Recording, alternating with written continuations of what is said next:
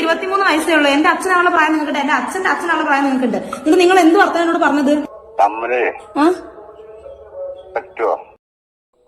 Hi guys, അപ്പൊ നമ്മുടെ ഇന്നത്തെ വീഡിയോ എന്ന് പറഞ്ഞാൽ വയനാടൻ ബ്ലോഗേഴ്സിന്റെ ഒരു അനുഭവമാണ് ഞാനിപ്പോൾ ഒന്ന് പറയാൻ പോകുന്നത്. അതായത് ഒരു 63 വയസ്സുകാരൻ, ഒരു 63 വയസ്സുകാരൻ്റെ കാര്യം ഞാൻ പറയണ്ടല്ലോ. ആ കുട്ടീനെ വിളിച്ചിട്ട് മോശമായിട്ട്, 23 വയസ്സുകാരിയാണ്, പുള്ളിയെ വിളിച്ചിട്ട് തരാവോ കൊടുക്കാവോ, അങ്ങനെയാണ് മറ്റേയാണ് മാടയാണ് ചക്കയാണ്, ഒരു ഭർത്താവും കൂടെ ഉള്ളതാണ്. ഒന്ന് ആലോചിച്ച് നോക്കിയാൽ അവർ യൂട്യൂബിൽ തന്നെ നല്ല സബ്സ്ക്രൈബേഴ്സും ഒക്കെ ഉള്ള ഒരു പെൺകുട്ടിക്ക് ഈ അവസ്ഥ നിങ്ങളൊന്ന് ആലോചിച്ച് നോക്കിയാൽ. ആരോ നമ്പർ കൊടുത്താൽ കണ്ടാന്ന് തോന്നുന്നു. അപ്പോൾ അത് റിലേറ്റഡ് ആയിട്ടുള്ള വീഡിയോ നമ്മൾ ഇന്ന് ചെയ്യുന്നത്. അത് മാത്രമല്ല, ഞാനൊരു ക്ലിപ്പ് വെച്ച് നോക്കാം, നിങ്ങൾ അതൊന്ന് കണ്ടു നോക്കാം. 23 വയസ്സേ ഉള്ളൂ. എന്റെ അച്ഛനാണുള്ള പ്രായം നിങ്ങൾക്കുണ്ട്, എന്റെ അച്ഛന്റെ അച്ഛനാണുള്ള പ്രായം നിങ്ങൾക്കുണ്ട്. എന്നിട്ട് നിങ്ങൾ എന്ത് വർത്താനം എന്നോട് പറഞ്ഞത്? മനസ്സിലായില്ല, മനസ്സിലാവുന്ന ഭാഷയിൽ പറയൂ.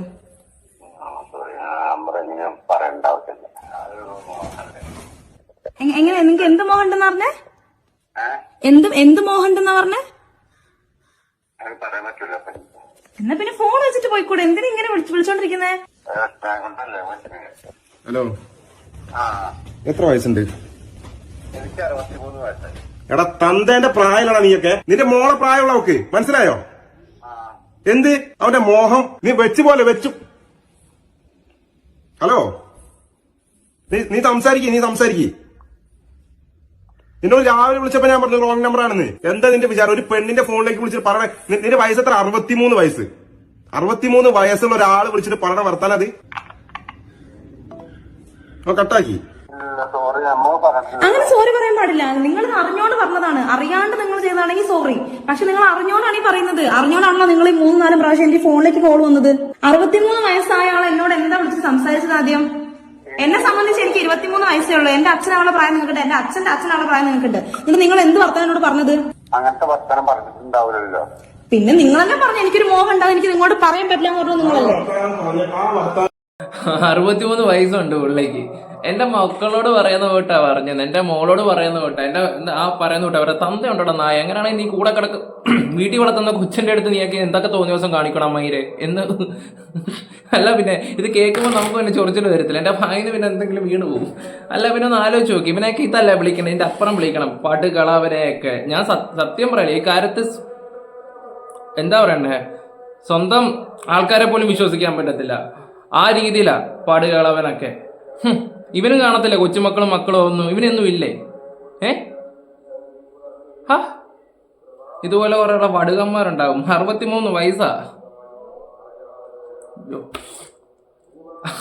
ഇവിടെ വീട്ടുകാരൊക്കെ വിചാരിക്കും എന്തോ ഉണ്ടെന്ന്. മനസ്സിലായിട്ടാണോ ഒരു പെണ്ണിന്റെ ഫോണിലേക്ക് വിളിച്ച് ഇമ്മാരി വർത്താനം പറയുന്നത്? എന്ത് നമ്പർ? ഞാൻ രാവിലെ വിളിച്ച് ഞാൻ നിങ്ങളോട് പറഞ്ഞു, ഇത് നിങ്ങൾ ഉദ്ദേശിച്ച നമ്പർ അല്ല, നിങ്ങൾ ഉദ്ദേശിച്ച നമ്പർ അല്ല എന്നുള്ളത് പലവട്ടം ഞാൻ നിങ്ങളോട് പറഞ്ഞു. അത് കഴിഞ്ഞാൽ പിന്നെ 2 പ്രാവശ്യം വിളിച്ചു. 3-ാം പ്രാവശ്യം ഞാൻ ഫോൺ എടുത്തത്. ഞാൻ എടുത്തിട്ട് നിങ്ങൾ വിളിച്ച് ചോദിച്ച കാര്യം എന്റെ അടുത്ത് റെക്കോർഡുണ്ട്.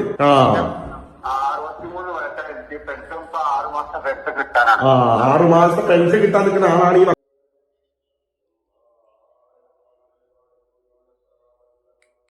63 വയസ്സുണ്ട്, എനിക്ക് 6 മാസം പെൻഷൻ കിട്ടാനുണ്ട്. അത് നീ പോയി പഞ്ചായത്തിലോ അല്ലെങ്കിൽ ഗവൺമെന്റിനോ പോയി ഭരിക്ക്. അതിനാണോ നീ ഇങ്ങോട്ട് തീർക്കാൻ വരുന്നേ? സത്യം പറയല്ലേ, ഈ നമ്പർ ട്രേസ് ചെയ്ത് സത്യത്തിൽ സൈബർ സെല്ലിൽ കൊടുത്തിട്ട് കറക്റ്റായിട്ട് കണ്ടുപിടിക്കേണ്ട കാര്യം. എന്തായാലും ഇങ്ങനെ നെറ്റ് കോളോ ഫേക്ക് കോളൊന്നും അല്ലല്ലോ ഇയാൾ ചെയ്യുന്നത്. ഈ നമ്പർ കണ്ടുപിടിച്ച് ഇത് ആരുടെയാന്ന് അതുപോലെ പോലീസിന്റെ കൊണ്ട് ഏൽപ്പിക്കണം. പിന്നെ ഇല്ല ആര്യബെടായിക്കും ഇതുപോലുള്ള സിറ്റുവേഷൻ ഒക്കെ ഉണ്ടായത്. അത് പോട്ടെ, അത് നമ്മൾ നെറ്റ് കോളും കാര്യങ്ങളാണെന്നെങ്കിലും പറയാം. ഇത് സാധാരണപ്പെട്ടവർ എങ്ങനെ ജീവിക്കും? ഇപ്പൊ എന്തിനാ ഇവിടുത്തെ ഗവൺമെന്റിന് ഇങ്ങനെ വോട്ട് കൊടുക്കുന്നത്? 63 വയസ്സ് ഒരുത്തരെയും വിശ്വസിക്കാൻ പറ്റത്തില്ല ഈ കാലത്ത്. ഈ സത്യം പറയാലോ, ഈ പ്രശ്നങ്ങൾ ഉണ്ടാക്കുന്ന മൊത്തം ഇത് കൂട്ടത്തെ കുറെ ഫേസ്ബുക്ക് അമ്മാവന്മാരുണ്ട്. എന്തെങ്കിലും ഒരു സംഭവം കണ്ടാൽ അങ്ങ് ടൈപ്പ് ചെയ്ത് ഗുണഗുണമെന്നും പറഞ്ഞ് ടൈപ്പ് ചെയ്ത് അങ്ങ് ബാക്കിയുള്ളവനെ അങ്ങ് ഉണ്ടാക്കുന്ന രീതിയിലുള്ള സംസാരവും രീതികളും ഒക്കെ. പറഞ്ഞിട്ടെന്താ കാര്യം? തുമ്പത്ത് ചൊറിച്ചില്. സത്യം പറയാലോ, നമ്മുടെ ഈ തടിക്കഷ്ണം ഉണ്ടല്ലോ, തടിക്കഷ്ണമൊക്കെ എടുത്ത് വെച്ചിട്ടാ ഇങ്ങനെ കല്ലിനകത്ത് വെച്ചിട്ട് ഇവന്റെയൊക്കെ. നമുക്ക് അടുത്ത ക്ലിപ്പ് ഒന്ന് കണ്ടു നോക്കാം. നമ്പർ മാറിയതല്ലോ, ഈ നമ്പർ മാറിയത് ഒരു പെണ്ണിനോടാണ് സംസാരിക്കാൻ പാടുമോ? അത് നിങ്ങൾ പറയും. നിക്ക് ഞാൻ ഫോൺ എടുത്തപ്പോ നിങ്ങൾ എന്നോട് എന്താ പറഞ്ഞേ? ഹലോ കോള് കട്ട് ചെയ്യാണ്. ഇപ്പൊ മൂപ്പര് ആരുമല്ല. ഞാൻ അയാളടുത്ത് കാര്യങ്ങൾ പറഞ്ഞ് ആദ്യം വെച്ചു. ആദ്യം വിളിച്ചപ്പോ ചിങ്കുവാണ് എടുത്തത്. ചിങ്കു പറഞ്ഞു നിങ്ങൾ ഉദ്ദേശിച്ച നമ്പർ മാറി പറഞ്ഞു വെച്ചു. പിന്നെ പിന്നെ വിളിച്ചോണ്ടിരിക്കുക. അപ്പൊ ഞാനാണ് എടുത്തത്. ഞാൻ എടുത്തപ്പോ ഞാൻ കാര്യങ്ങൾ പറഞ്ഞു അപ്പൊ തന്നെ വെച്ചു. പിന്നെ വിളിച്ചോണ്ടിരിക്കുക. ഞാൻ പിന്നെ എന്താക്കി, ഒരു 2 കോൾ കഴിഞ്ഞ് 3ാമത്തെ കോളിലാണ് ഞാൻ കോൾ അറ്റൻഡ് ചെയ്തത്. പിന്നെ ഇത് എനിക്ക് പറഞ്ഞത് ക്ലിയർ ആവുന്നില്ല, അത് വേറൊരു കാര്യം. അതിനിടയിൽ കൂടെ ഇയാൾ പറഞ്ഞത് എനിക്കൊരു മോഹമുണ്ട് നടക്കും എന്നുള്ളത്. എന്തതിനൊക്കെ പ്രായം 63 വയസ്സ്. ഓൻ 6 മാസത്തെ പെൻഷൻ ഓന് ഇനിയും പെൻഡിങ് ആണ്. ചോദിക്കുന്ന വർത്താനാണ് നിങ്ങൾ കേക്ക്. ആരായിരിക്കും ഉപദേശം കൊടുത്തത്? 6 മാസത്തെ പെൻഷൻ എന്ന് പറയുമ്പോൾ എത്ര ആയിരിക്കും? അതെല്ലാം കൂട്ടി വെച്ചിട്ട് നീ കൊണ്ടു കൊടുക്കാനാണോടാ കളവാ? അങ്ങനെ കുറെ എണ്ണം. പിന്നെ ഇതുപോലുള്ള സംഭവങ്ങളൊക്കെ വന്നാലും ഇപ്പൊ സോഷ്യൽ മീഡിയ സപ്പോർട്ട് ചെയ്യുന്ന ചില ഇതുണ്ട്. നമ്മളൊരു കാര്യം ഇത് ഇപ്പൊ ഇങ്ങനൊരു സംഭവം ഉണ്ടായ അവർ ഇപ്പൊ പബ്ലിഷ് ചെയ്തു. ഇത് എന്താ പറയണ്ട, ഈ കുറ്റം ചെയ്തവരെ വാഴ്ത്തിപ്പാടാൻ ചില ആൾക്കാരുകളുണ്ട്.